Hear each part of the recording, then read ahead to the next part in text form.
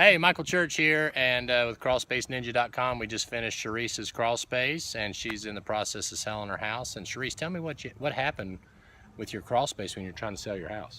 There was some moisture in there and the humidity was very high, so you came in and fixed the whole problem. Cool. Well, I don't guess the crawl space hindered the sale of the house or anything, right? I wouldn't have gone through if the crawl space hadn't been fixed. Well, so you got to make sure you get it done right. Yes, you got to get it done right, and you got to get it by someone like you. Oh, well, thank you very much. Now, were you happy with everything? Very happy. It looks great down there. Okay, Thank great. you. Well, thank you again for using us, and we really appreciate you doing this video testimonial. Thanks again. You're welcome. Thanks. All right.